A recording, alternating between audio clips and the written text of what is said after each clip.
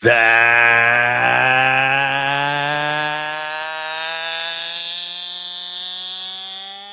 right. Bear down, Bears fans. It's time for another edition of the Chicago Bears podcast, Bears Banter, powered by Second City Gridiron. Bill Zimmerman with you, and we are feeling good. Not only did the Chicago Bears win, but they got a head coach fired in the process, and they have moved up to second place. We can call it tied for first place in the NFC North, but they are in second place due to the tiebreaker with the loss to the Lions, ahead of the Green Bay Packers. We're going to talk about everything. We're going to talk about it with Danny Parkins today. Of course, FS1, the longtime score host. You know him well. He's come on this podcast multiple times. It's always a great conversation with Danny. So we're going to talk about all things Bears and Bears related with Danny, but let's dive into it first. Let's talk about where this team is. Let's call this the midway point of the season. The Bears are 6-3. The bye's out of the way. They've got 8 games remaining. Let's take a look and let's assess this team. Let's assess the quarterback, and let's kind of compare it to the rest of the NFC, because that's where a lot of things get interesting about the Chicago Bears. I've got a lot of people in my mentions talking about playoffs. I'm talking about it too, because they are 100% going to be in the mix. But can they get over the finish line and get bonus games in January? Let's dive in. But let's start with the New York Giants game, and let's start with the fourth quarter. Now, I will admit, I had this game pegged incorrectly. I thought we were going to see the Bears run 45 times. I thought the passing game was going to be limited. We want to talk about it from a gambling perspective. Caleb Williams' yardage prop and passing did go under. He was at 222. He finished with 220. So just a hair under there. That's what I would have expected to happen. But I honestly thought Caleb was going to throw about 170, 180 yards. And if they were just going to ground and pound, we were going to see Kyle Monangai and DeAndre Swift both with like 15 carries. And we were going to see this team kind of grind it out on the ground.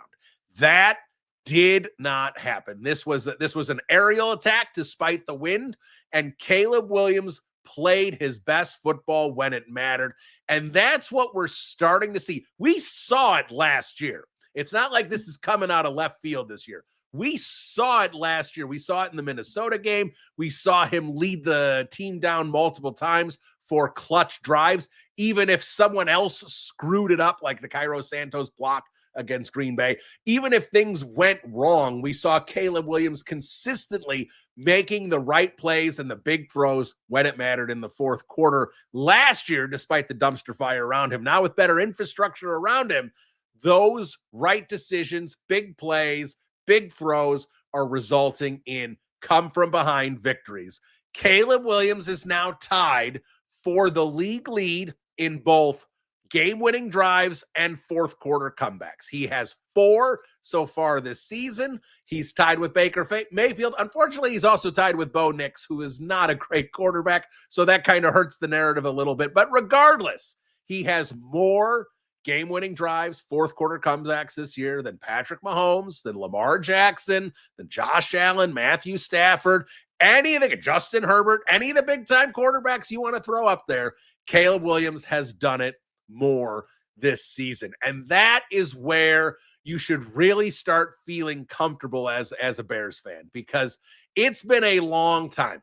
Mitch Trubisky actually wasn't terrible with 2 minutes to go in the game. Unfortunately, there weren't a lot of opportunities for Mitch to strive there, because Mitch made so many mistakes the first 57, 58 minutes of the game that he didn't have a chance to shine at the end of games. But Mitch actually played pretty well off script when it was just kind of go out there and let it rip. I'll actually give him credit for that. Nick Foles is obviously fairly clutch. You know, he had the great come from behind win. Was it against the Falcons in the Giants game? Like, Foles had that ability, but Foles wasn't here long enough. He wasn't an established quarterback. Justin Fields did not have that. Sorry, Fields fans, but his fourth quarter play is always his worst play, and that's continued since he's left here. The New York Jets, he consistently has not played well in the fourth quarter. He's played well in like one fourth quarter, and that was early in the season against Pittsburgh, And he still had a bad final drive in that game. So we haven't seen it. We certainly didn't see it consistently with Jay Cutler. We didn't see it with Rex Grossman. We didn't see it with Kyle Orton. I think the last time the Bears had a quarterback who, if you needed a big drive and felt pretty good about it, it was Jim McMahon. But I'll tell you what, I certainly feel better about Caleb Williams with 2 minutes to go down 4 than I would have with Jim McMahon. I'd be afraid Jim McMahon was going to get hurt if he got breathed on wrong. So the Bears, for the first time in a long time, have that quarterback who is got ice water in his veins and just you can feel confident. It doesn't mean Caleb Williams is going to win these games every time, but you can feel confident as a Bears fan that he can win these games. And that's something that we have never felt confident in. I mean, how many times if the Bears were down more than a field goal with 3-4 minutes to go, did you have any confidence that this team could actually come back and win? If they needed a field goal, you're like, all right, they can get to the 35 and maybe they can tie it up with a field goal and maybe something will happen in overtime, right? Like, you had that hope. But if it was 4, 5, 6 points, 7 points, and the Bears needed a touchdown from the offensive unit, when was the last time you felt confident that the offensive unit could do it? Because I don't know what it is. Maybe 1 year with Mark Trestman. But again, I never trusted Jay Cutler in those moments. I always thought Jay was going to throw the big interception. I never believed in him like that. So this is a whole new world for this Chicago Bears team. And you can start settling into that feeling that this game is never over because of the quarterback and because of the head coach, because of the culture about not quitting, about believing in this football team. There's so many arrows that are pointing up with this football team. And it's because of you have the quarterback and you have the coach. And when was the last time we could see it? We thought maybe in 2018, but that was proven incorrectly. But I would be really stunned if this was misassessed and the Bears do not have the guy in Caleb Williams and do not have the guy in Ben Johnson. It has become that apparent, not just to me, not just to Chicago Bears fans and media, but now you're starting to see it. Like you felt that Monday morning, right? Did you feel that? You woke up to that rumble. And what was that? What was that rumble? That rumble was a narrative shift, because instead of the media piling on Caleb Williams like they like to do, oh, well, he did this wrong, he did that wrong, he screwed this up, yeah, he made this throw, but like all the things we've heard about Caleb Williams dating back to last year, dating back to USC, even earlier this season, you did not hear that Monday. You heard the terms generational talent. You heard the terms the Bears have their guy. You heard all the right terms, the clutch gene. You heard everything. You heard and saw the narrative shift from the national media. And I understand that it doesn't matter per se. Whatever the national media says is what they're going to say. They're going to ride the wave week to week in the NFL because they got a lot of content to fill Monday to Friday, and they got to react to games in the moment. They can't just come out Monday and just be like, none of this matters. Let's only look at the big picture. That's not going to drive ratings. They need to drive ratings. So I understand if Caleb Williams has a couple bad games here coming up that we're going to see the narrative shift back.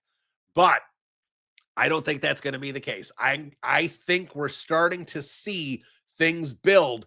People who know football in the national media that are watching things are starting to see what Caleb Williams is doing, how he's improved with Ben Johnson, and the quarterback he's becoming. I mean, when we talk about this, like, we can still sit here and say that Caleb Williams does not look great. Drive in, drive out, play in and play out. We can say that. We can be objective and say that.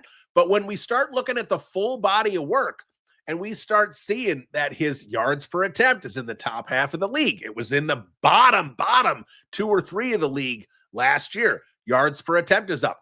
The sack avoidance, his sack percentage is way down because, yes, he's getting the ball out more consistently. But when he does hold on to the football, Houdini, the Bears social media team did like an old time silent movie with how he gets out of. Caleb Williams' escapability in the pocket is incredible. And it's not just his athleticism and his shiftiness, but it's his strength. It's his core strength. It's his leg strength that he can break these tackles consistently.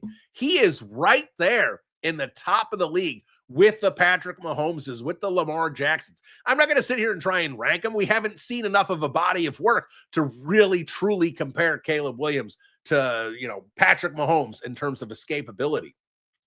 But what we're seeing is we're seeing a foundation of a guy who does have that ability. And when you have that kind of magician in the pocket in terms of buying time, and you start getting more and more of that chemistry with your receivers, and you start understanding as a quarterback exactly what they're going to do in these moments, where they're going to be, how they'll come back to the football in these scramble drills, which do need to be improved upon. The scramble drills right now for the receivers are not great. I'm honestly surprised it's not better, because I would have thought with who Caleb Williams is that Ben Johnson would be practicing that more, and maybe he is, and it just hasn't come together yet. But I would have thought the scramble drills would be better for the Bears. I think Rome is doing well in the scramble drills. From what I can tell, he does a good job in terms of trying to make separation and start kind of coming back to the football, so he's in a spot where Caleb can complete him the football. I honestly think that's part of the reason why Rome has played so well. Yes, Rome has done a lot of good stuff in terms of first read fire, catches the football, gets the separation with a clean route, and gets, 10, 12, 15 yards. But I also think Rome ends up being the guy a lot on the scramble drills that ends up making the catch and making the big play, because him and Caleb Williams are starting to get that connection and that understanding more and more. And that's only going to continue to improve. So where that's going is going in a really positive direction for Caleb Williams, for the Chicago Bears, because what is happening right now with him as a quarterback is fun to watch. And that does not mean the Chicago Bears are definitely playoff bound, but right now, you can shake their tail feathers, and the Green Bay Packers are staring right at them because they are behind us in the standings. It is a beautiful, beautiful thing to see. It may only last a week. It may last the rest of the season, but right now, on November 11th, 12th, 13th, 14th, whenever you're listening to this podcast, we can say the Chicago Bears are in second place and ahead of the Green Bay Packers, who certainly have some issues. The crash out I have seen by the Green Bay Packers Twitter is fun. Oh, it's fun. I was on TikTok earlier today, and I saw a post from Annie Agar crashing out, and let me just tell you, it crushes the soul to see these Packers fans hurting and just not sure exactly who should they blame Jordan Love? Should they blame Matt LaFleur? Is it the offensive line's fault? What is happening with the Green Bay Packers? They should have a great offense. No, they shouldn't. But they should have a great offense. They should be so much better. What is wrong? Should they fire Matt LaFleur? Is he coaching for his job? Should they have paid Jordan Love? Is he got a limited ceiling? Oh, they're spinning. They're spinning in Green Bay, and maybe they'll recover, and maybe they'll be fine. Maybe they'll be in the NFC Championship game. Or maybe their difficult schedule, things will crash out a little bit. They finish, 9-7-1 and miss the playoffs. Wouldn't that be a pity? So let's look at this, and let's look at it objectively. At the midway point, let's look at the playoff picture here. We're going to go division by division. We'll start in the NFC East. Obviously, the Eagles, not only are they a playoff-bound team, they are going to be right in the mix for the number one seed, home field advantage throughout. The rest of the NFC East, I think you can discard. Obviously, we know the Giants are awful. The Commanders are awful without Jaden Daniels. They are a complete mess. Dan Quinn's taken over defensive play calling duties. We've seen that before from the Chicago Bears. That does not bode well for anything. And the Dallas Cowboys, they can score some points, but they've got too many holes.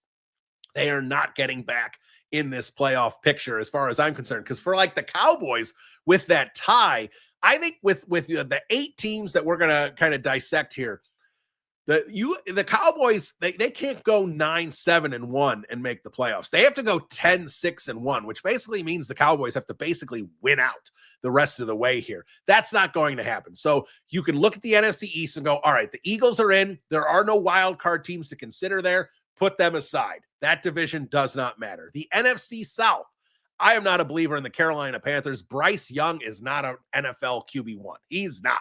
They have a Bryce Young problem. Dave Canales knows they have a Bryce Young problem. I don't know what they're going to do at quarterback next season.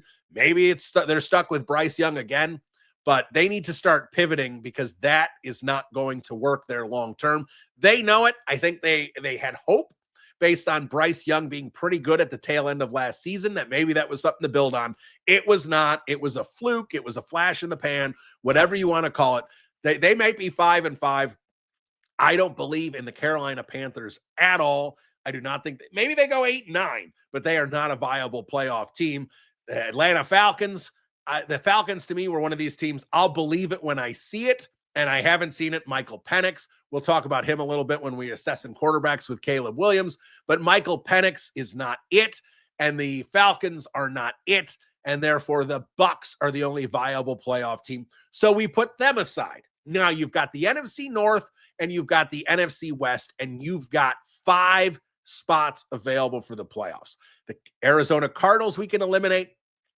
While you shouldn't eliminate the Minnesota Vikings, I'm going to eliminate the Minnesota Vikings because unless I see a wildly different play at quarterback for J.J. McCarthy, unless a light bulb just snaps on in the next week or two, I can't see the Minnesota Vikings. They'll win football games. They'll be feisty. They'll be annoying. But I can't see the Minnesota Vikings getting the 10-7. Can you? I don't see that for this team. I think there's too many issues. I'll be honest. Justin Jefferson on a couple plays I saw people post on Twitter looks checked out. He's half-assing it on plays where he's not involved or there was an interception. He's making no effort to tackle, why would Justin Jefferson be checked out on a 4-4 team? He hasn't been checked out on teams that were hovering around 500 before, but he's also had quarterback play that was significantly better. So I think Justin Jefferson knows that J.J. McCarthy is a problem. He's never going to say it, but I do think actions speak louder than words. And I think that's where we're at right now with the Minnesota Vikings is they have a quarterback problem. Maybe he's something next year or the year after. This is only his first year starting. He missed a bunch of time. Was it a soft benching? Was it a legitimate injury? Who knows? But regardless, J.J. McCarthy is not a playoff caliber quarterback right now. So we'll eliminate the Vikings. That leaves us the Lions, the Packers, the Bears, the Seahawks, the 49ers, and of course, the LA Rams. So without spending too much time diving in on all these teams, I'm going to say that the LA Rams, the Seattle Seahawks, and the Detroit Lions are all better teams than the Chicago Bears without question. Like, I don't even think you can really debate it. The Rams were very good last year. Matthew Stafford's playing like an MVP. Sean McVay is a great coach. The Rams are a great team. The Detroit Lions, and again, it was early. The Bears are a better team than they were in week 2, but the Detroit Lions beat the snot out of the Bears. And you can't just sit there and pretend that didn't happen. It did. Now, everything perfect with the Lions? No, Dan Campbell's taken over play calling duty. This team is loaded in talent, and I think I've said this on the podcast before. If I haven't, I'll say it now. I was dead wrong about Dan Campbell. I thought he was kind of a meathead, kind of a bozo, but a guy who was a great culture builder, great motivator, knew how to rally the troops. But it was Ben Johnson, it was Aaron Glenn as to why that team was really good strategically. I was dead wrong. Dan Campbell is excellent. He takes over the play calling. The offense looks excellent. Dan Campbell is an outstanding head coach. The Detroit Lions are loaded with talent thanks to Brad Holmes. Campbell and Holmes is a lethal duo in terms of head coach and GM. The Detroit Lions are a viable contender in the NFC this year. So I'm going to put, so that leaves those 5 teams. We put them ahead. So that we're going to talk about the Packers, we're going to talk about the 49ers, and we're going to talk about the Bears in terms of that final 2 spots in the NFC. And let's start with the 49ers. The Bears have the 40, and that's what's interesting here. Bears have the Packers on the schedule twice, have the 49ers on the schedule as well. It's not going to be an easy game. It's on the road in San Francisco later in the season where maybe the 49ers are healthier than they are right now. But the bottom line here is the Bears have a chance to prove that they are better than these football teams by going out and beating them. And if you beat those teams, you're going to make the playoffs, no questions asked. So the Bears are in a great spot to prove they belong in the playoffs. The question is, will they? Because I look at this team right now, and I look at the 49ers and sit there and say, if the 49ers are healthy, they are a better team than the Chicago Bears. But is this version of the San Francisco 49ers a better team? They have no Fred Warner. They have no Bosa on the defense. They're 2 best players on the defensive side of the ball, clearly, and they don't have them. And that defense now is suspect. Without them, that defense is beatable. The Bears should be able to score points on them. But on the offensive side of the ball, Christian McCaffrey is still there. George Kittle is back. Ricky Pearsall is practicing this week. He might be back. Is Brandon Ayuk coming back? If so, when? Is Brock Purdy coming back? If so, when? Those are questions that need to be answered, and those are important, significant questions for how good this 49ers team is going to be the rest of the season and when the Bears play them. I don't have an answer for that.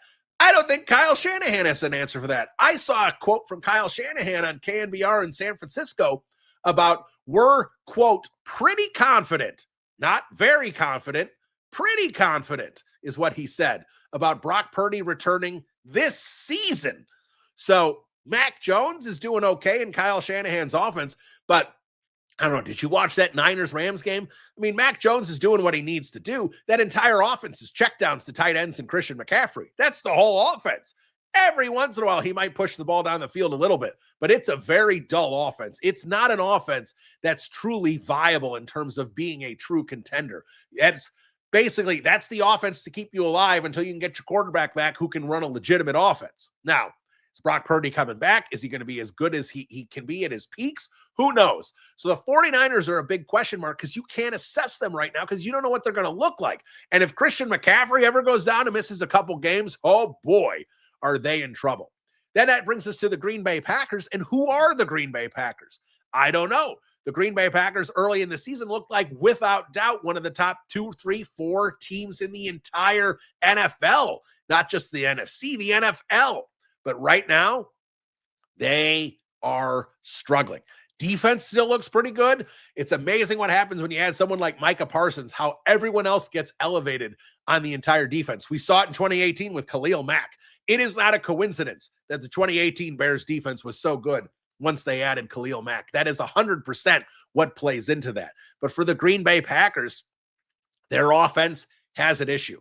Tucker Kraft was playing like arguably the best tight end in the NFL. Better than anyone. Better than Kittle. Better than Kelsey. Better than anyone else in the league. That's how good of a tight end Tucker Kraft was the first half of this season. He is gone for the year. That 100% crushes Jordan Love. And that leaves the offense up to some issues. Elgton Jenkins is now injured. He's going to miss significant time, maybe the rest of the season.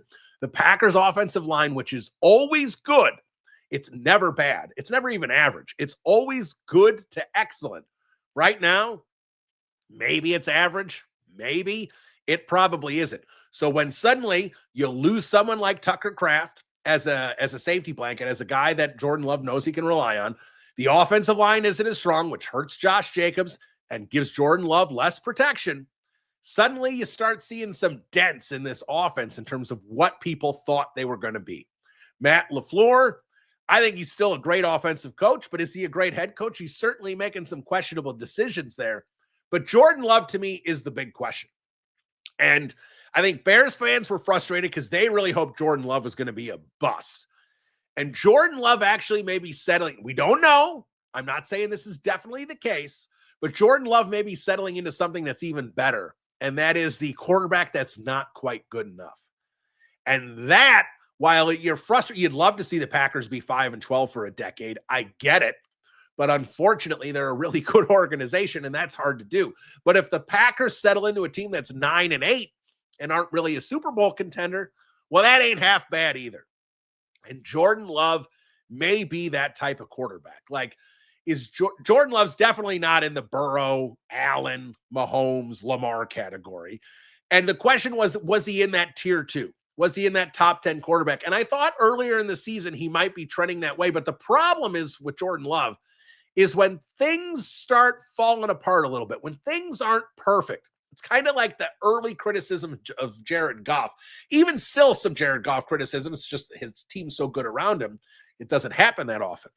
If things aren't perfect around Jordan Love, how good of a quarterback is he? And that's a big question for all good to great quarterbacks. How good are you when you're not perfect?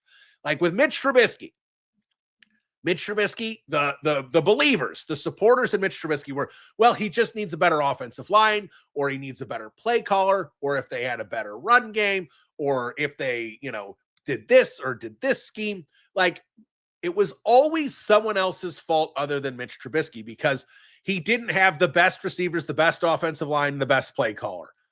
Well, when that's the case, the quarterback's not the guy. The quarterback needs to be an elevator of the people around him. And how much is Jordan Love? It's not like he doesn't do it at all, but can he do it enough? And that's the big question. And I don't think Packers fans, Packers media, national media can actually answer that, because I don't think we exactly know who Jordan Love is. He's close, but he might be on the outside looking in. Outside looking in, a few years ago, the comparison would be Kirk Cousins. Kirk Cousins was going to throw 30 touchdowns a year for Minnesota. Kirk Cousins was going to lead them to 8, 9, 10 wins, get into the playoffs sometimes. But Kirk Cousins was never believed to be a great quarterback, because people didn't believe when it mattered that Kirk Cousins was going to be able to get the job done when he had to. And Jordan Love right now, you can absolutely question if he's good enough to get it done. There's a big difference in terms of being what I, would call the 9th, 10th best quarterback in the league, or the 14th or 15th best quarterback in the league.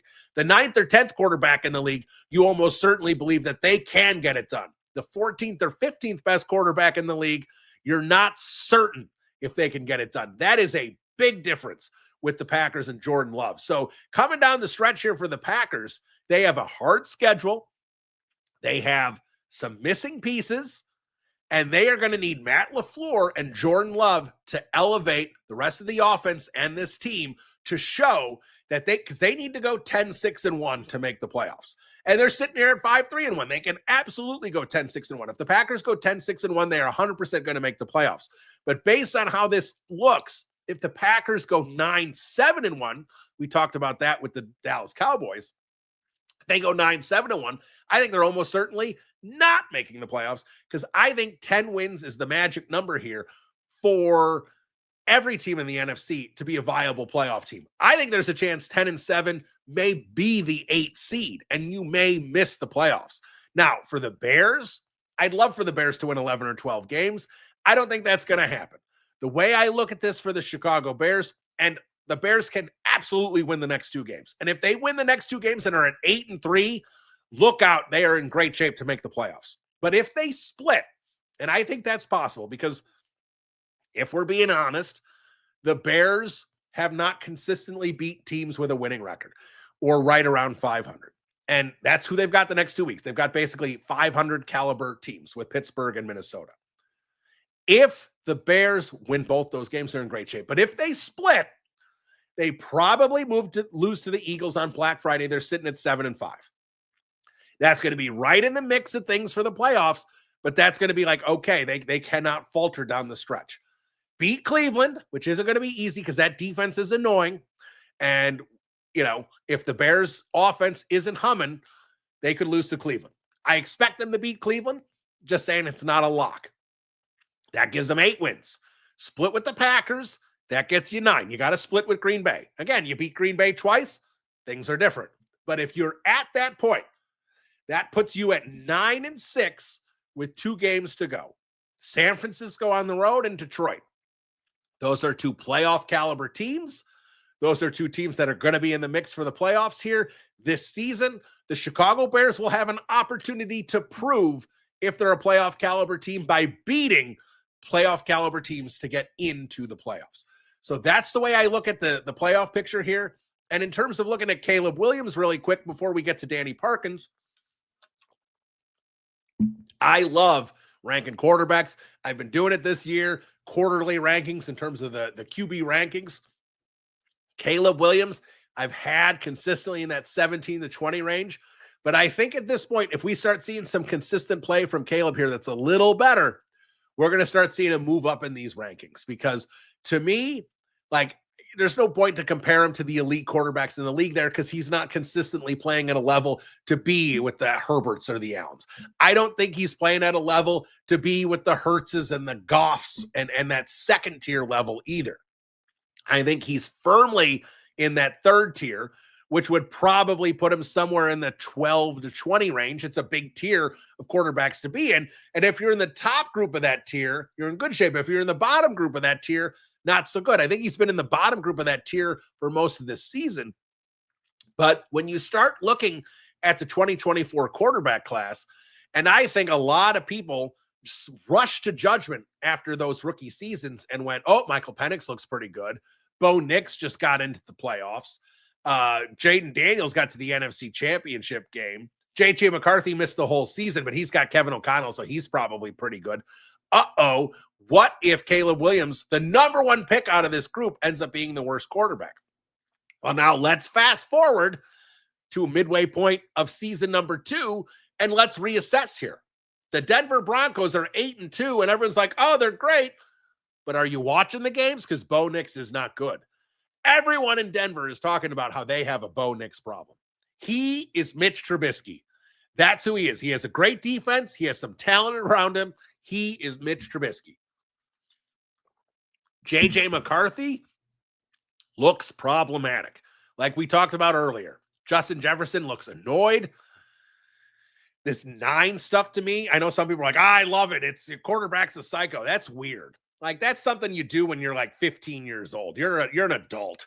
Just, if you don't need alter egos. You don't need to be weird and like huffing and puffing and staring. What is that? Grow up, be an adult, be a leader.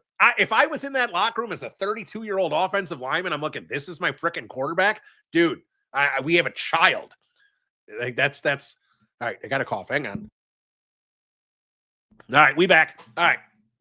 That to me is ridiculous. I don't buy any of that stuff with J.J. McCarthy. So I think that Caleb Williams is absolutely better than Bo Nix. He's absolutely better than J.J. McCarthy. Right now, I think Michael Penix might be the worst quarterback of the group. He has struggled mightily.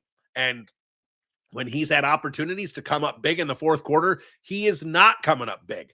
So suddenly, Michael Penix, not the guy. Then we look at Jaden Daniels, and I know Jaden Daniels is hurt. He's had a rough season. Washington fans will sit there and tell you, oh, well, Terry McLaurin's been out, and this has happened, and that's happened, and all these problems have happened. They will tell you every reason why Jaden Daniels is not the problem. But at the same time, Jaden Daniels this year was not the solution. He was not playing very good football. You want to talk about, well, and it's funny because, Caleb Williams stunk as a rookie. Well, did we look around what was happening around him? We're not going to discard that, but Washington fans want to discard what's happening around Jaden Daniels in year 2. I did not see a quarterback that played really well. Washington fans want to say the only reason the Bears won is because of a fumble against Washington. Well, who fumbled the football? Jaden Daniels did.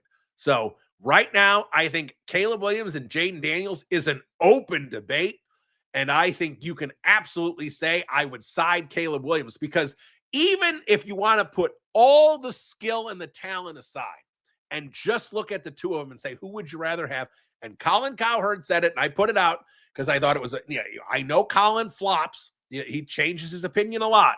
But Colin Cowherd said the thing that people talked about in the pre-draft process and then threw out the window the whole rookie year.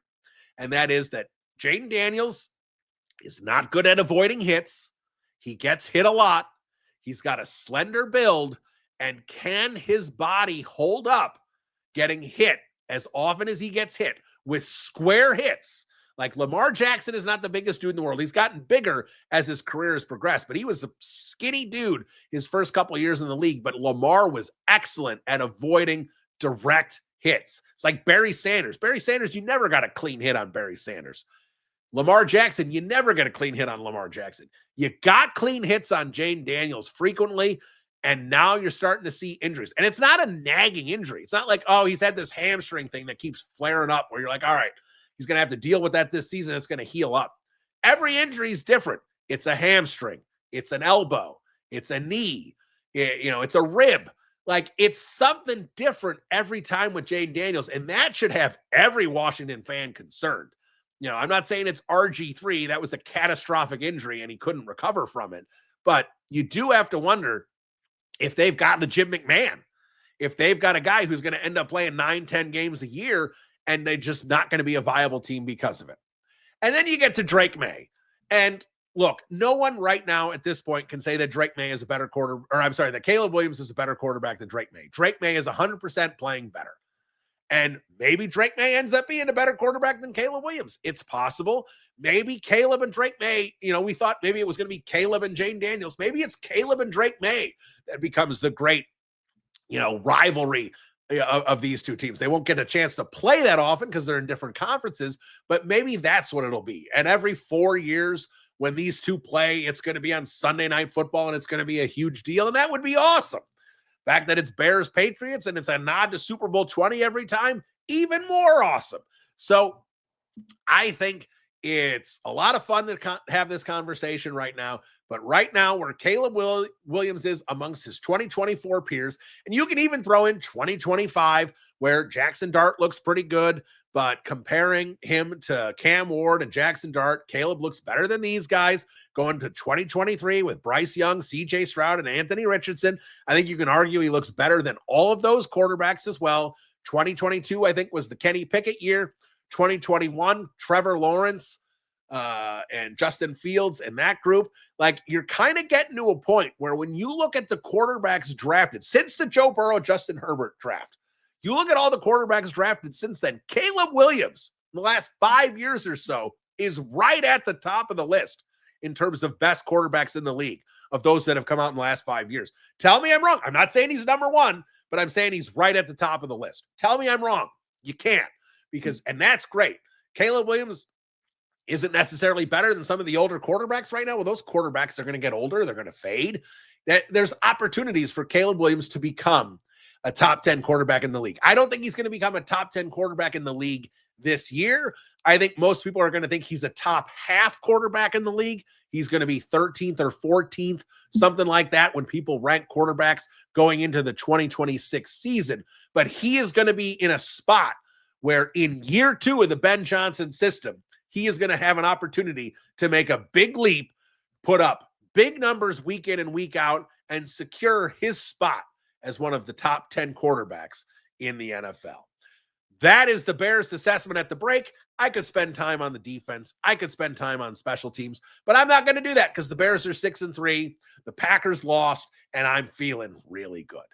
We're going to talk about all this with Danny Parkins. He joins me next. This is Bill Zimmerman, Bears Banter. We'll be right back. Welcome back into the podcast. Always excited to have this gentleman on. He comes on once a year. It's always a great Bears conversation. And it is with Danny Parkins, that, of course, Fox Sports 1's First Things First co-host there. You can catch him there daily, Monday to Friday, and he joins me now. Danny, Bill Zimmerman, how you doing? Bill, always great to be on with you, man. And, we can maybe we'll bump it to 2 a year. Who knows? We'll see. And maybe this team will be worth talking about a couple times a year instead of just getting down in the dumps. We're gonna get into a lot of different things. I want to actually start, though, with the national narrative, being you are a part of the national media. And, there's always been, Caleb Williams is a very polarizing quarterback. There's been always a lot of extreme criticisms or compliments one way or another with him. But especially after this Giants win, I've seen a big shift on ESPN, on Fox, of a lot of guys. Colin Cowherd, your guy on Fox, has been making a lot of strong statements about Caleb Williams lately. What have you seen and felt with the national landscape in terms of how people are starting to view Caleb Williams? Yeah, I think the Giants game was big. Colin is interesting. Like, he's one of the greatest to ever do it. And sometimes people will be like, well, you said one thing and now you're saying another thing. And he's like, yeah, I got new information. Like he is not like a plant a flag guy and it takes an earthquake to knock him off his spot. Like, he doesn't consider like the old takes exposed model like a gotcha or like 1% embarrassing.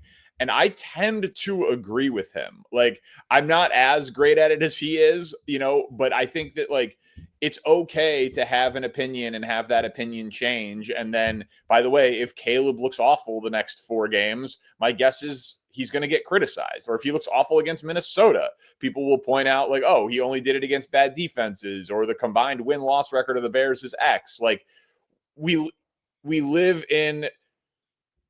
We shouldn't do referendums on players or teams every week, but we have shows every Monday.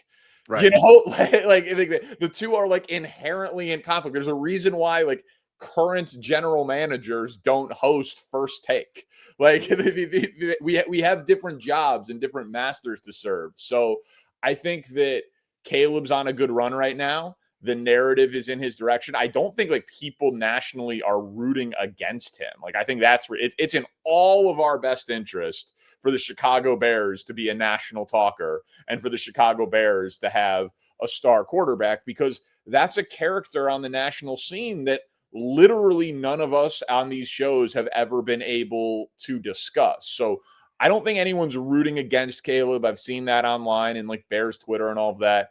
But he's on a very good run right now. And I do think that the Giants, New York, Chicago, another comeback, they would be in the playoffs at the end of today, the fourth quarter numbers, the post-game celebrations. I think all of those things play into why Caleb's on a pretty good run right now narratively.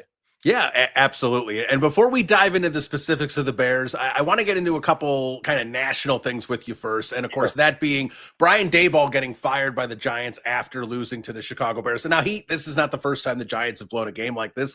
It's a pattern, which is what led to this, kind of similar to Matt Eberflus constantly blowing fourth quarter leads last year, led to the in-season firing. But I think it's interesting drawing parallels to what the Bears have been and what the Giants have become, because the Giants for decades were like, this is how you run an organization. A lot of it was Wellington Mara. John Mara kind of got some spillover there because Eli and Coughlin and some of those guys were in place before he truly took over completely. But this is a franchise now who's constantly doing what we talked about with the Bears about, going through coaches all the time, no stability, Brian Daboll and Joe Shane, with Dart now, a new coach at, maybe not the GM, but a new coach now is going to be coming in with Dart, a guy he didn't draft. We've heard all these narratives before. It's just interesting. I mean, with Bears fans, we get so isolated in terms of just looking at how poorly our franchise has run for so many years. But then you look at it nationally and go, there's a lot of teams that do the same kind of stuff. It's kind of amazing, that they don't learn. And, the thing that I was thinking about most as it related to the Bears, and you were driving at it there mostly, was like, if they actually keep Joe Shane in New York, how much that will limit the talent pool for their head coaching candidate, unless they fully invest in Joe Shane and like extend him ahead of time and like empower him even more. Like they would have to almost like empower him to the level of like a Brett Veach or a Howie Roseman or like someone like that, which obviously he hasn't deserved, losing Saquon, losing McKinney, the inconsistencies on their offensive line, the head coaches, all of it.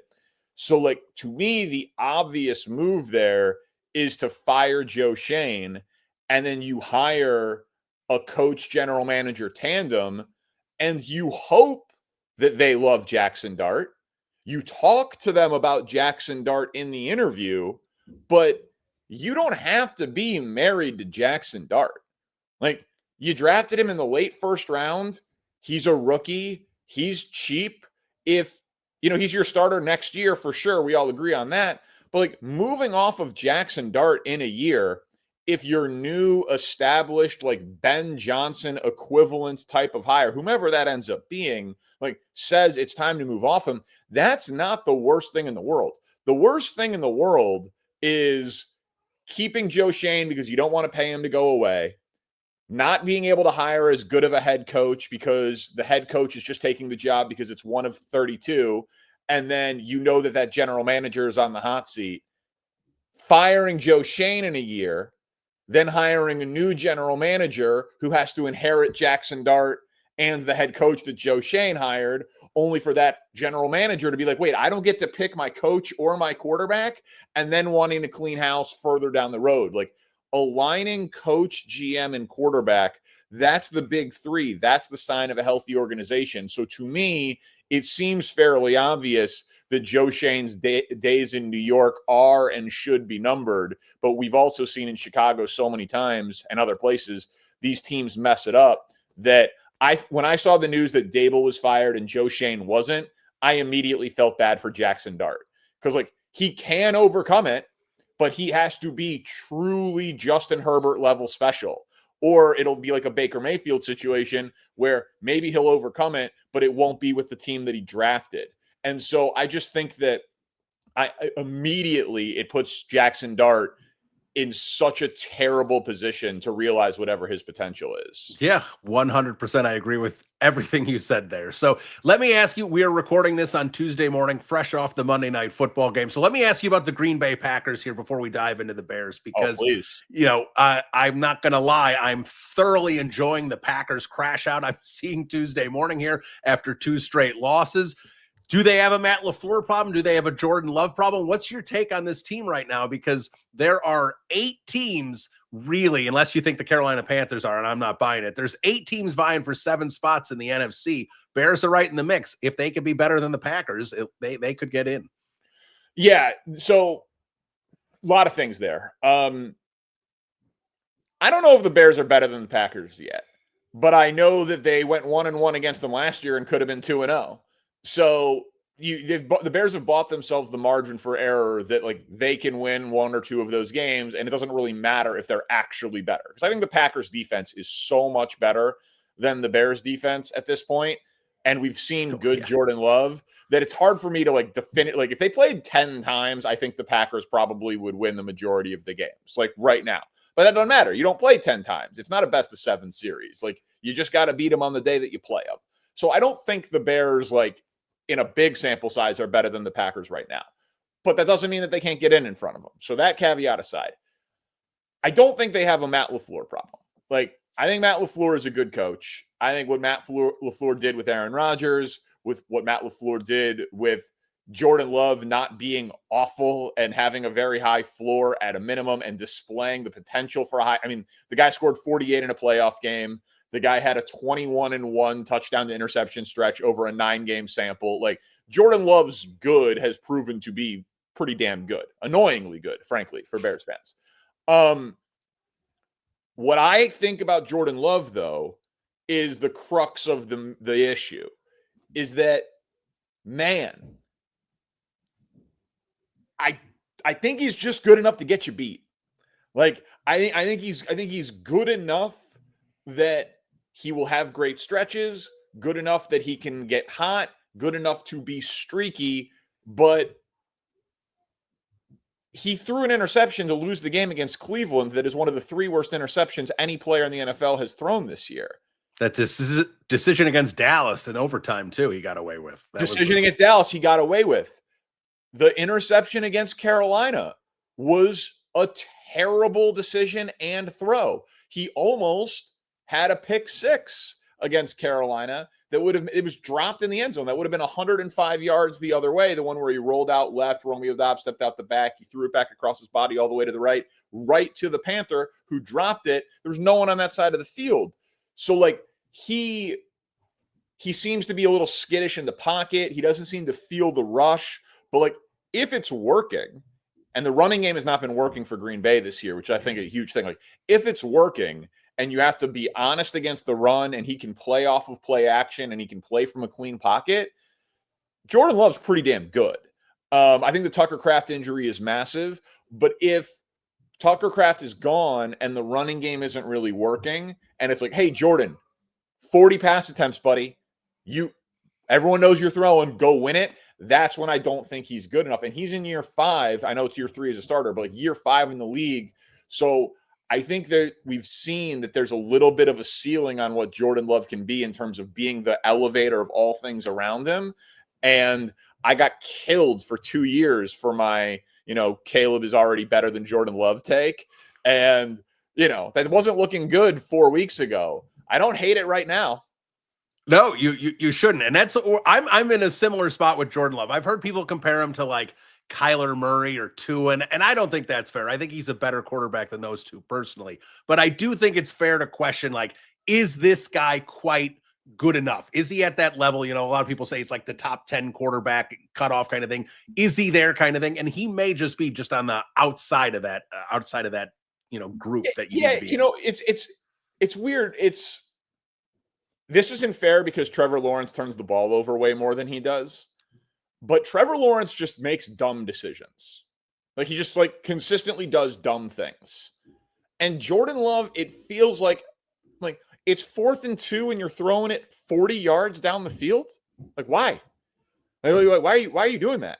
Like, why can't you feel the rush when it's coming off of your right tackle and you're staring right at it? Like, he just seems to get not be the end of the Dallas game is a great example. Like, he doesn't seem to be totally situationally aware. And for how far he is into his career and for the consistency he's had with coach and system, there's not a great explanation for it other than it just that part of the game isn't natural to him. And if it's not natural to you, it's not going to come. And so that is like Caleb had some moments like that last year, but I thought it was like, oh, well, he's a rookie. He had 3 play callers. They were in a free fall. Like, that's not the Green Bay situation. So I think that would be the thing that would concern me most about Jordan Love if I was a Packers fan, which was like, we're going to see him play in a lot of wild card and divisional round games. And then like, he's going to be the reason they lose. Like, he had 48 in that game against Dallas and everyone talks about it. And no one talks about him having 3 picks in the divisional round game against Philly, Yeah.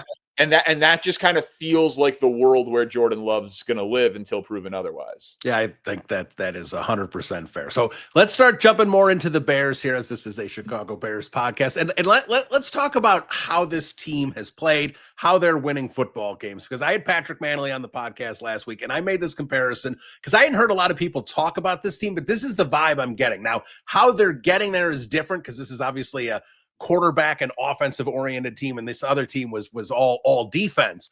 But to me, this is starting to get the Dick Duran 13-3 2001 vibes with these. You're just kind of pulling wins out at the last second. You can't quite decide how good the team is.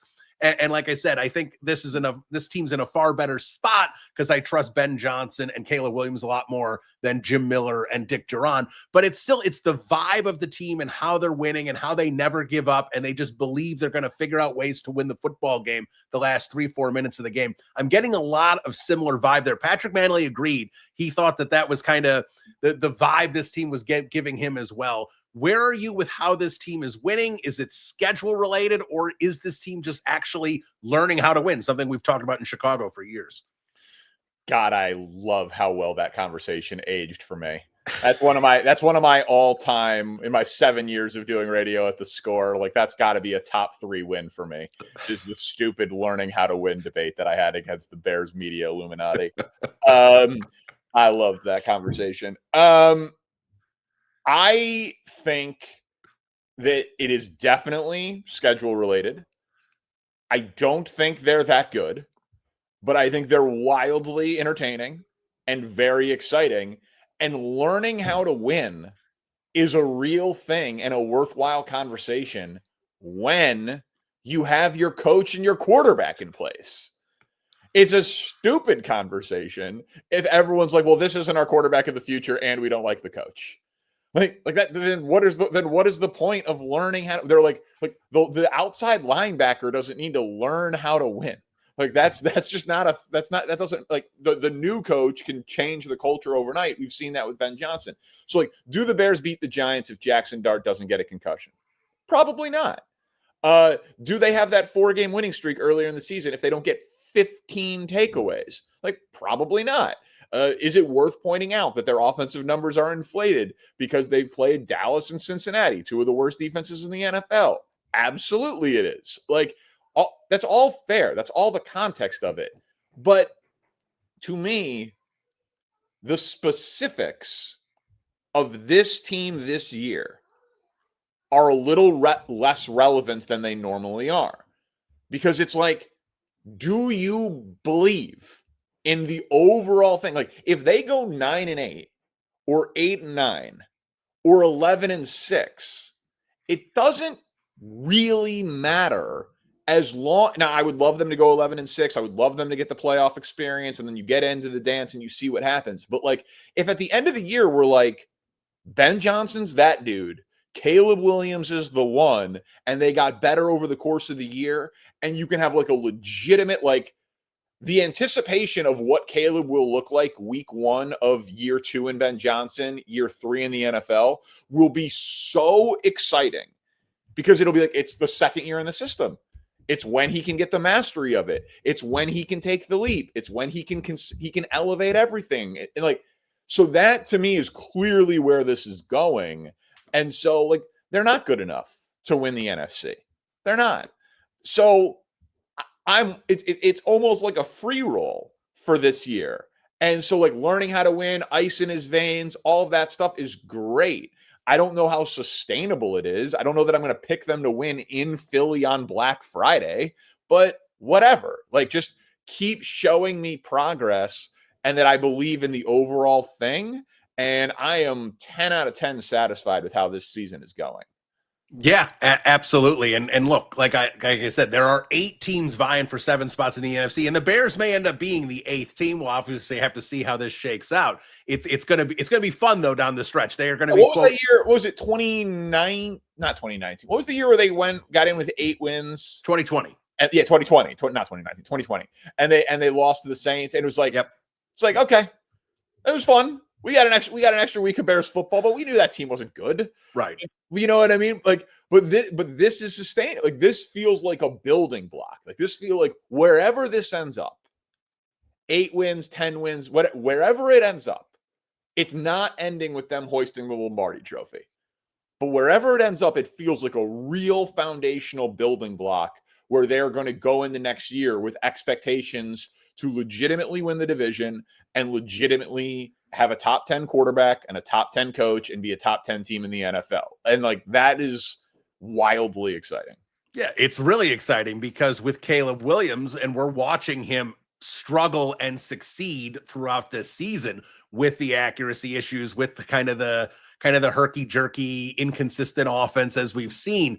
But the one thing that you kind of feel a lot of that stuff with Ben Johnson is going to continue to get ironed out and get better. At least that's the expectation. But you're getting a vibe that you haven't gotten with a Bears quarterback in a long time. I don't even know who the quarterback would be. Maybe it's Jim McMahon. That if the team is down 3-4 points, 7 points, 10 points in the fourth quarter, and Caleb Williams has the football, there's a confidence as a fan that you may not know if they're going to win, but they're going to make it interesting because the quarterback's going to make the right decisions in the right place. Yeah, and he's just, he clearly has it. Yep. He clearly has it. He clearly has it. That it factor, that thing. And it's crazy exciting because Jay Cutler had talent, but he didn't have it. You know, like he didn't. And everyone knows what I'm talking about. We were all excited about Cutler. We all got frustrated by Cutler. They had great offenses for a moment in time with Cutler. They played in big games with Cutler, but you didn't feel like, oh, Jay Cutler against Aaron Rodgers, we've got it. We didn't feel that.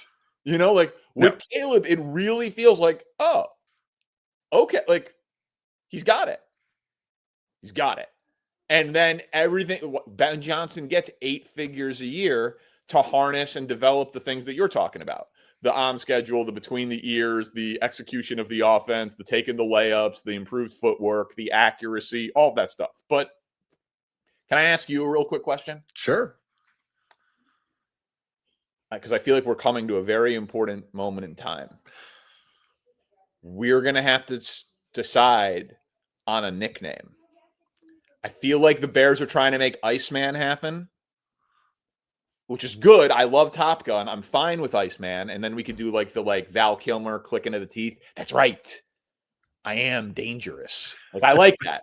I like if Iceman catches on and we get to play I am dangerous, like before big drives at Soldier Field, like I really like it.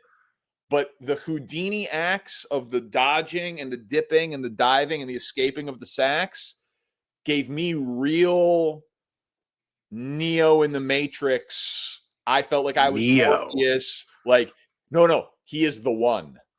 Like when Morpheus is watching him and he dodges all the bullets and then he stops Agent Smith and he's like, he is the one. That's what I like. He is the one. But I could go with Iceman. But I feel like we're like getting to a moment where we're going to have to make a decision. And I'm not saying those are the only 2 options, but I think that's what's about to happen right now. Yeah, look, I think I like Iceman. I think that's fun. It works. My next question was actually going to be about Caleb's escapability in the pocket, because I think he might be, top 3 in the league at this point. I think you could argue he's even number 1. I wouldn't go there, but that was going to be my next question. I know Theo Benedict was pushing C. Willie out there as. Don't like it. Yeah, I like it, but I just think it just opens it up to just too much other stuff that I just don't even want to get into. But I don't like it. Where we're at right now, I think Iceman's pretty good. Iceman, again, and we don't get to choose. He gets to choose. His teammates get to choose, and it feels like they're maybe leaning Iceman. But my antenna's up for like a next 10+ year decision is about to be made here, and I want to be sure that they and we get it right. Crazy thought on the escapability, and I felt this last year, and I definitely I did not get a lot of agreement whenever I would say this, and I was called a homer. He took 68 sacks. I actually thought his pocket presence wasn't bad. I agree with that. There were games where like his head's on his swivel, he's checking, like he did not trust that protection, and for good reason. Correct. And by the way, and that does not mean that a lot of the sacks were not on him. They were. I think he took 27 sacks where he held the ball for 5 seconds or longer, which is impossible. Like that's a mind-boggling number. But I do think that like he showed that Houdini escapability thing, and he could bounce off people, and the first person rarely took him down. And this year he's trusting the protection more, for good reason. They're better. He is more comfortable in the NFL, understands what he can and can't get away with athletically. He's got better players around him, better coaching, all of it.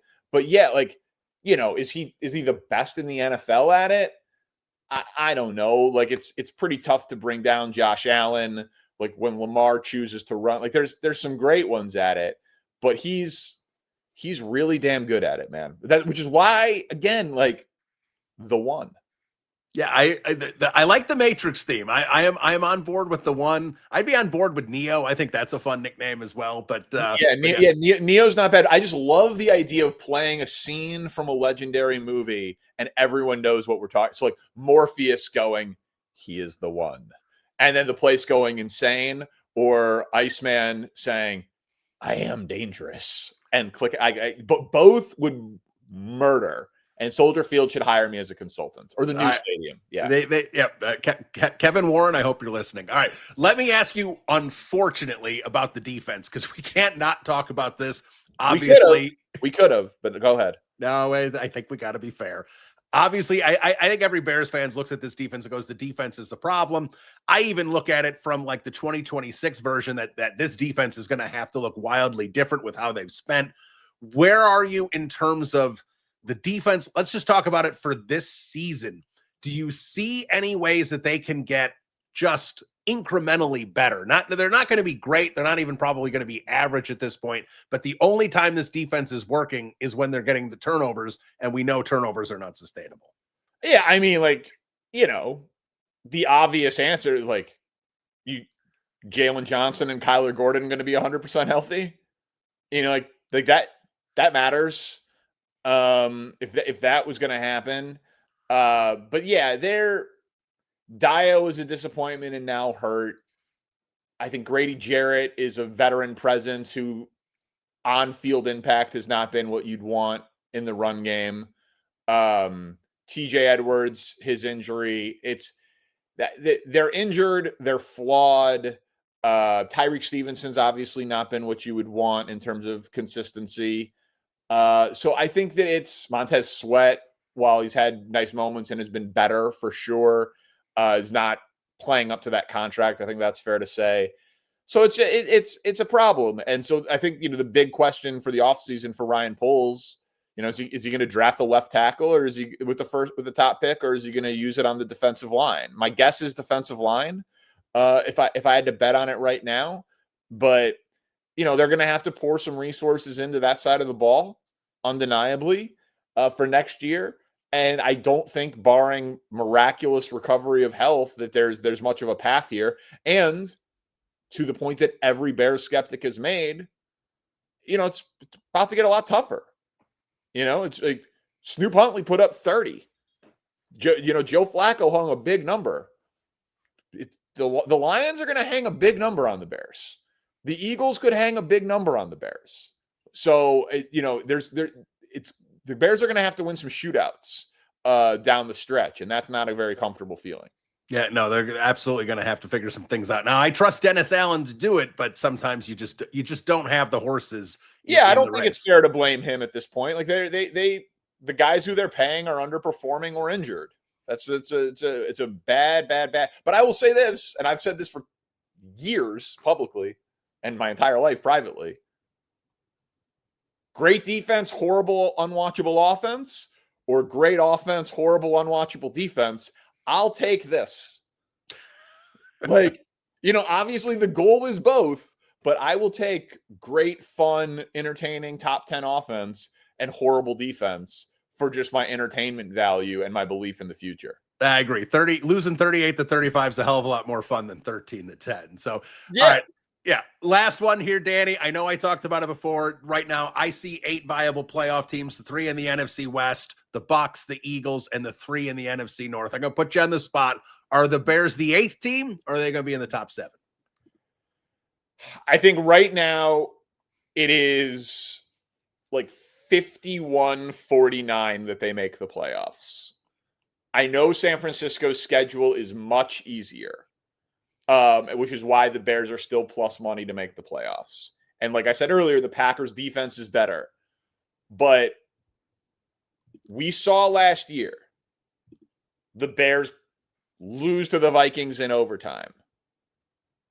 Split with the Packers. Legitimately have a shot to beat the Lions on Thanksgiving. Like, one of the great things about hiring Ben Johnson is he should have some edge in division games. So I think there's a scenario like the Bears got to get to 10, right? Got to get 100%. Got to get to 10. Minnesota, Pittsburgh, Cleveland, and win one more division game. Or obviously in San Francisco would work too.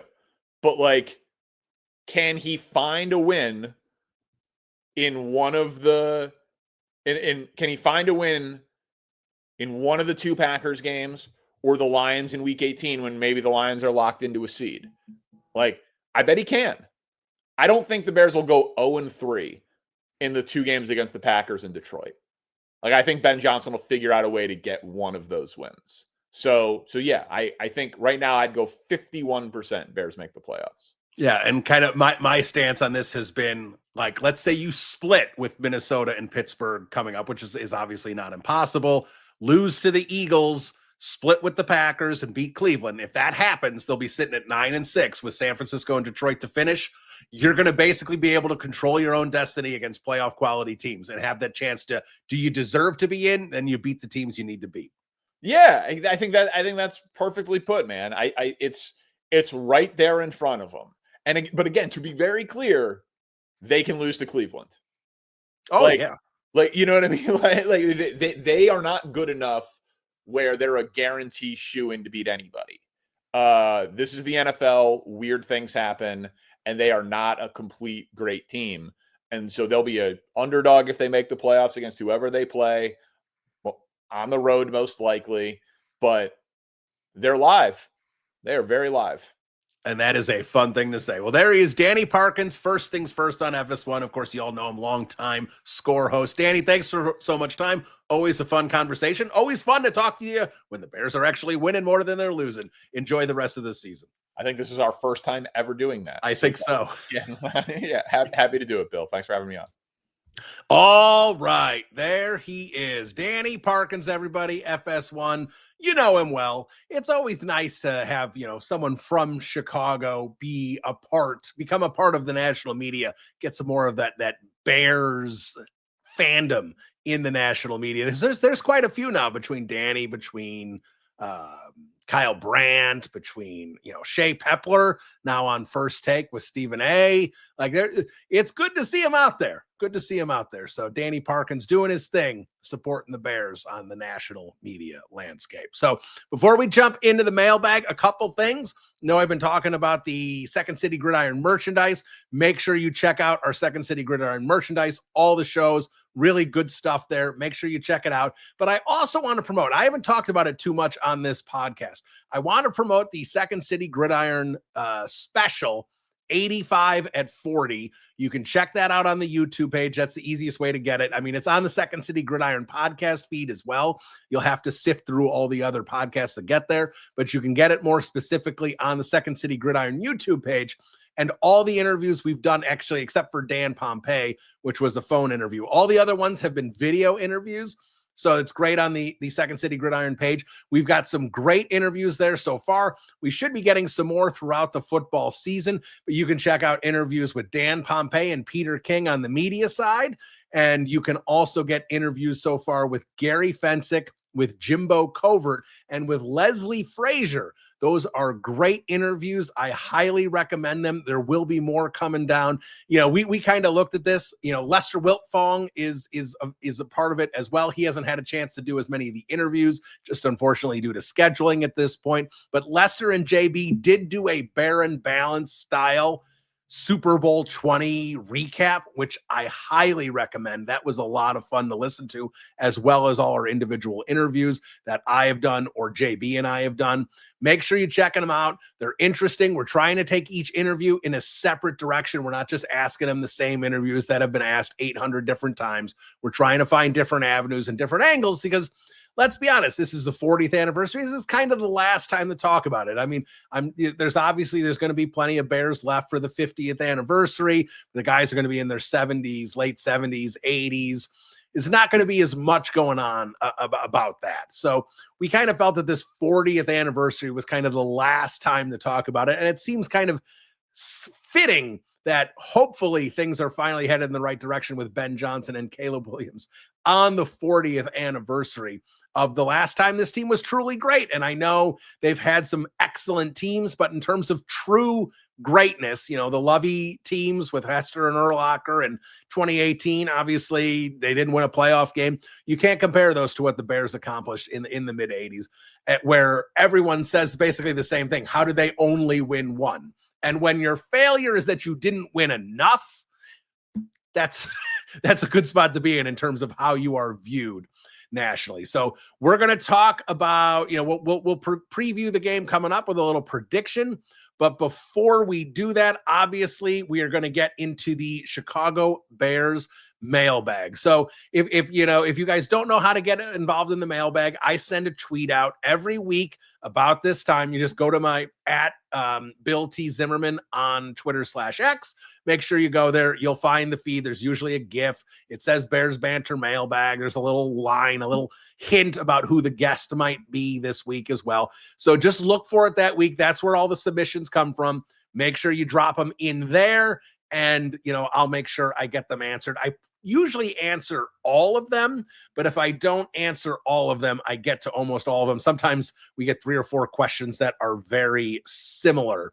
So keep that in mind. But yes, we will do as many, if not all of the mailbag questions. You guys get them in. So let's jump in here. Let's jump in with Billy Kidd. What is your prediction for the Bears record in the next 8 games? Do they make the playoffs? Billy, it is a tough one to predict because it is going to be a logjam. And like I talked about at the opening of the podcast, there's 8 teams vying for 7 spots. You want to try and make a case for the Vikings. You want to try and make a case for the Carolina Panthers. You go ahead. I'm not going to. I don't see it with those teams. I see 8 viable playoff teams, 7 spots. So for me, it's going to come down to other teams. The Bears are not in a position where they're going to control their own destiny. I mean, I will go through this. I think the Bears split their next 2 games just because they're beating bad teams, but the better team, they haven't had a lot of good teams on the schedule yet, and they haven't beaten that many teams that have, at least even like a 500 record. Like, let's be fair. When you look at the 6 victories, right? The Raiders are a bad team. The Commanders are a bad team. The Giants are a bad team. The Cowboys are a bad team. They're bad football teams that this team has beaten. The better teams they've played, even the Vikings, they blew the Vikings game and they got their butts kicked by the Lions. They weren't that competitive with the Ravens. That's the situation we're in. So we got to be objective. I love the vibes. I love how much they're winning football games, but I think splitting the next 2, they can absolutely win the next 2, but it's not out of the realm of possible outcomes that they lose the next 2. So I think they split. I'm going to look at this from a more conservative vantage point. Say they split the next 2 games. If I had to guess, they lose to the Vikings and beat the Steelers, and I really, really want them to beat the Steelers.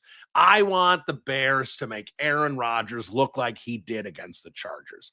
I want him to leave Soldier Field with his tail tucked between his legs and his head down, feeling shameful that he decided to come back and play another season. That's how I need the Bears Aaron Rodgers chapter, book, whatever, novel that none of us ever want to pick up. But if the last chapter can just be something that Bears fans can smile about, then my God. If Aaron Rodgers rolls back the clock at Soldier Field and throws for 375 yards and 4 touchdowns and the Bears lose and he's giving everybody the middle finger as he walks off that field one last time, I swear to God, I don't know what I'm going to do with myself. So please, please, please beat Aaron Rodgers. But getting back to your question, Billy, I think they split those 2. I think they lose to Philadelphia. That's on the road. That's going to be a really hard game. I think they split with the Packers. I do think they beat Cleveland. So when you look at that point, that's a 3-3 record over the next 6 games. That puts them at 9-6.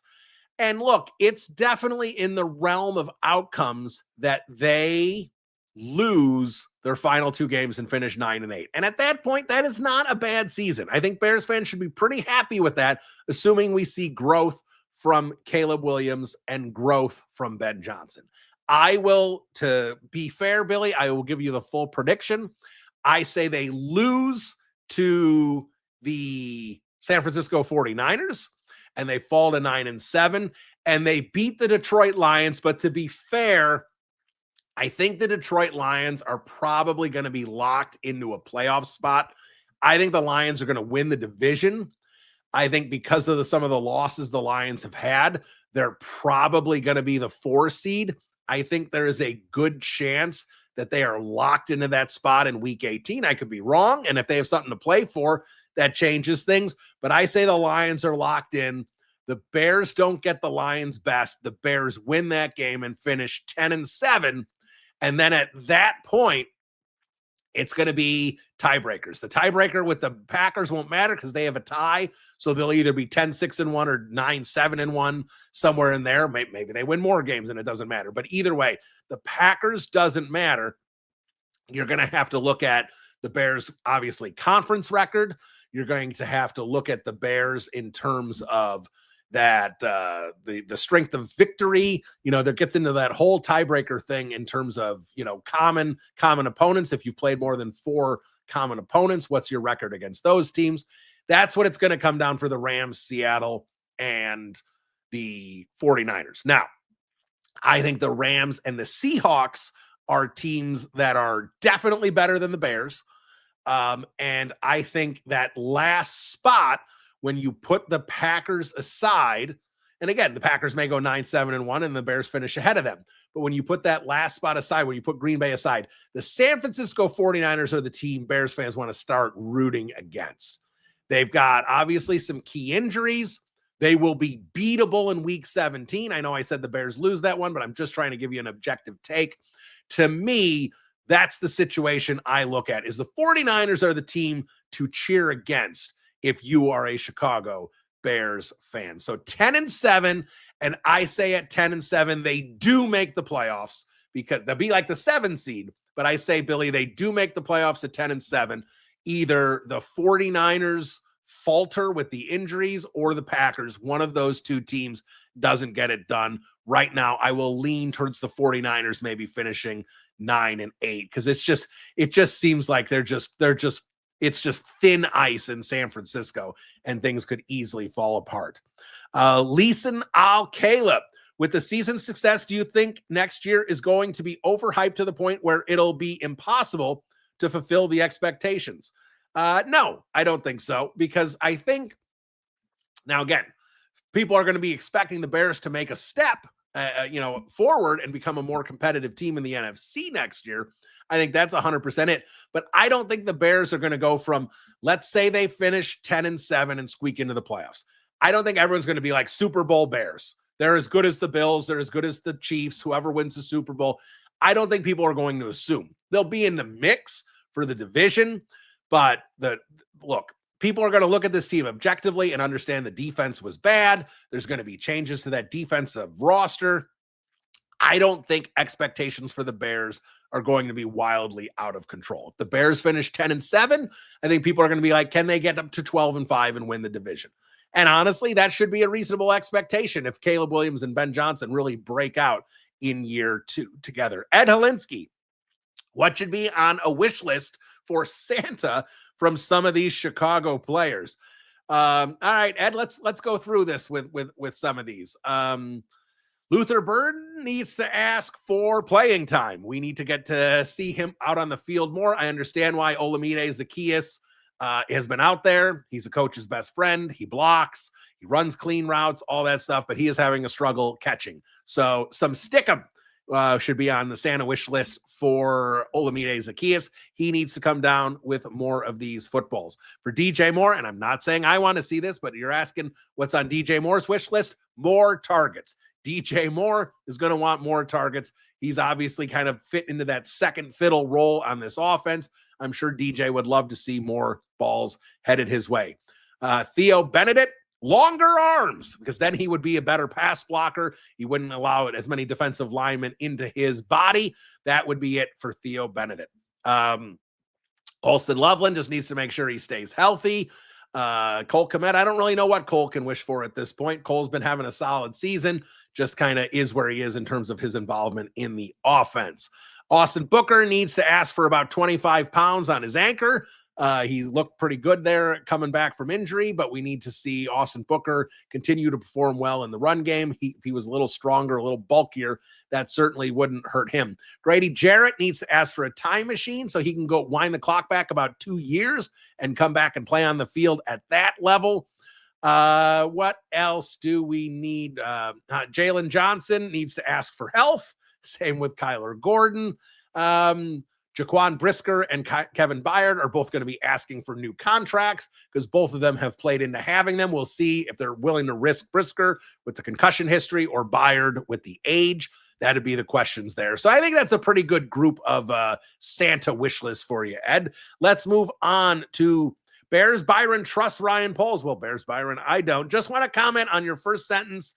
It's been crazy, horror movie level of stress throughout the mid portion of our games, but now we win them. And he's talking about my first sentence where I said the Bears season hasn't been a walk in the park. That was the guest for today's guest, obviously Danny Parkins. But yes, Bears Byron, it has been stressful, really stressful for Bears fans, right? Like every game, it feels like they're going to lose and they win. It is a roller coaster of emotions. I'm on TikTok a decent amount. I see the Bears fans going on there with some of the sounds. I'm alive, I'm dead again. Like, yeah, that's what it feels like with all the Bears games. It's been crazy, but like you said, they're winning them at the end. It's a huge credit for Ben Johnson and what he's building in Chicago. Bearing down. Oh, Danny Parkins. Yes, bearing down. You are correct. You guessed the hint. Danny Parkins was, in fact, the guest. Obviously, if you're listening now, you were listening then. And Giovanni Torres, not Bears related, but do you think Matt LaFleur is hesitant to cut Jordan Love loose because he knows he is a limited quarterback, just like Pete Carroll was hesitant to let Russ cook as the fan base was clamoring for? Giovanni, I think that's interesting. There's definitely some kind of disconnect there going with LaFleur and the quarterback. And anyone who's watched Jordan Love, other than Packers fans who are think they've got, Favre, Rodgers, Love. They think they have the line. They don't. It's not that good. He's good. He's not that good. And that's a distinct difference. And I don't think they quite understand what it's like to have a pretty good quarterback. And that's what they have. They have a good quarterback. They have a borderline top 10 quarterback. But I think for every time you see Love put a couple good games together, you go, maybe he's trending towards being a top 10 quarterback. Then you see the couple games why he's not a top 10 quarterback. And that's currently what we're seeing with Jordan Love. So is it LaFleur's is LaFleur have a problem to cut him loose? No, because I've seen LaFleur let Love cut loose. I don't know exactly what it is, but it also may be the fact that, look, the Packers don't have a ton of great weapons. They have a bunch of pretty good weapons. Tucker Kraft developed into a great weapon, and they lost him. And I think that's a big impact on the offense. They also don't have as strong of an offensive line as they used to. So Jordan Love doesn't have 4 seconds back there to find the open guy. There's ways that Jordan Love was operating previously where it was closer. It's never a perfect situation, but it was closer to a more perfect situation for him. And it's not right now. So when the Bears are stuck where they're stuck, where the Packers are stuck, where they're stuck is that they have a good quarterback who may not be good enough. And what does that get you? That gets you 8, 9, 10, maybe 11 wins a season and a playoff berth most of the time. But you are the team that's losing in the wild card round most of the time. Maybe you win your wild card game, you get to the divisional round, and then you lose. You are not a team that's consistently getting to the championship games, getting to the Super Bowl, because your quarterback is limited. Think Vikings with Kirk Cousins. That to me is, again, I don't think they're the exact same quarterback. Dak Prescott with the Cowboys. These type of good quarterbacks, borderline top 10 quarterbacks when they were, obviously Kirk Cousins isn't anymore, borderline top 10 quarterbacks when they were playing at that level, but those teams didn't win, didn't even challenge for Super Bowls. And maybe you want to blame Jerry Jones, or you want to blame a defense, or you want to blame whatever you want to blame for. But the bottom line is the quarterback in those situations was not able to elevate and get his team into becoming a true Super Bowl contender. And I think that's where the Packers are with Jordan Love. And I do think, I am 100% biased, I do think right now Jordan Love is the second best quarterback in the division. Caleb Williams is the third best quarterback in the division. But a year from now, Jordan Love will 100% be the third. Unless I don't think JJ McCarthy is going to be great. If JJ McCarthy starts going wild, maybe he jumps Jordan Love. But Caleb Williams next year, 1 year from now, mid-November 2026, the consensus will be that Caleb Williams is better than Jordan Love. Will it be that he's better than Jared Goff? That I don't know. But I do think he will be considered better by most than Jordan Love, other than people who live in Wisconsin. Let's get to a couple more here really quick.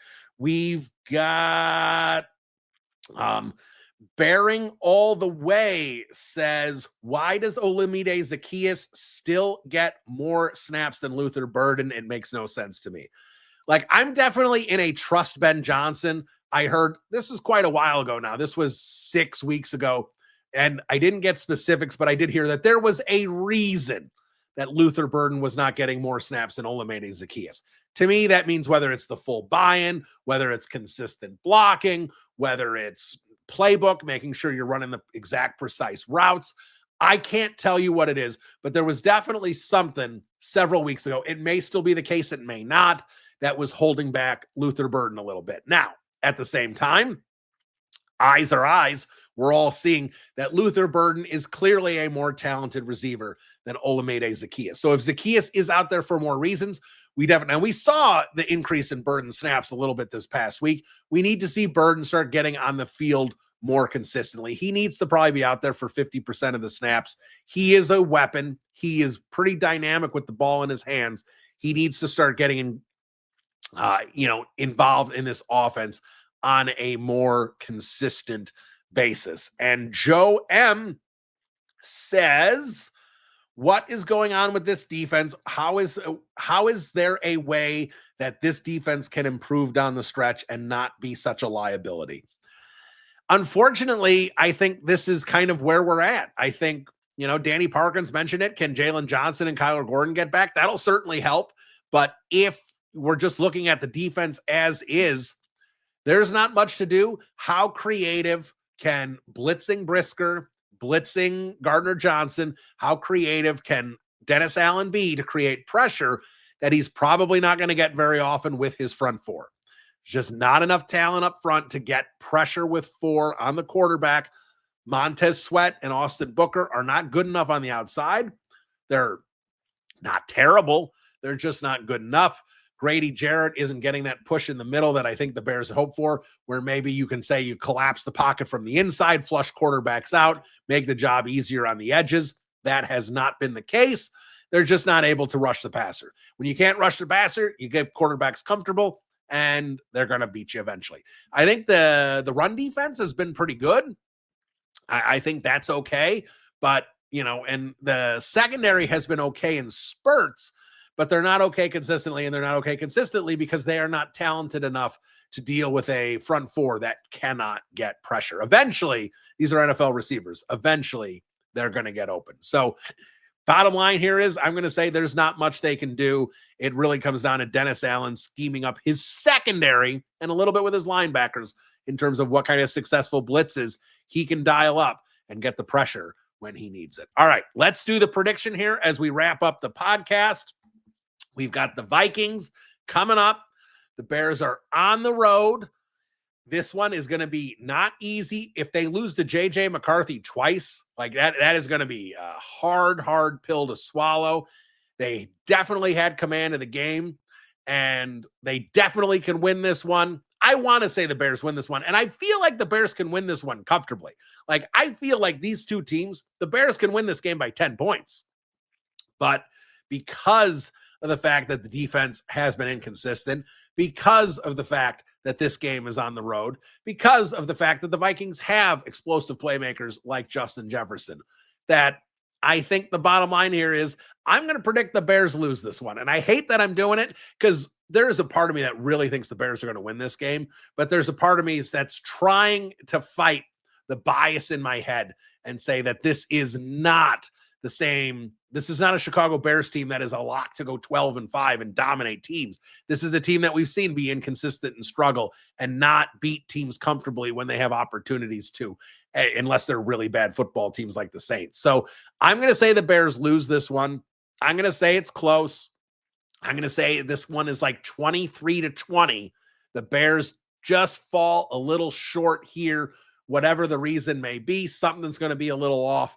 I really hope I'm wrong because the Bears can absolutely win this one. But trying to be objective, I say the Bears lose this one in a close one to the Vikings. We'll see if I'm right next week. Hopefully I'm wrong. Bear down, everybody. We'll talk to you soon. Adios.